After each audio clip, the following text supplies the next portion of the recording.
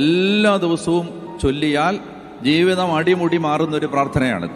മക്കളെയൊക്കെ മനസ്സിൽ കണ്ടിട്ട് മക്കളുടെയൊക്കെ പേര് പറഞ്ഞിട്ട് ഈ പ്രാർത്ഥന മാതാപിതാക്കന്മാർ ചൊല്ലണം. നമ്മുടെ ജീവിതത്തെ മുന്നിൽ കണ്ടുകൊണ്ട് നമ്മൾ തന്നെ പറയണം. ഈ പ്രാർത്ഥന വളരെ ശക്തമായ പ്രാർത്ഥനയാണ്. ഈ പ്രാർത്ഥനയുടെ ഒടുവിൽ അവസാനത്തെ വരി ഇങ്ങനെയാണ്: അവൻ്റെ പ്രാർത്ഥന ദൈവം കേട്ടു.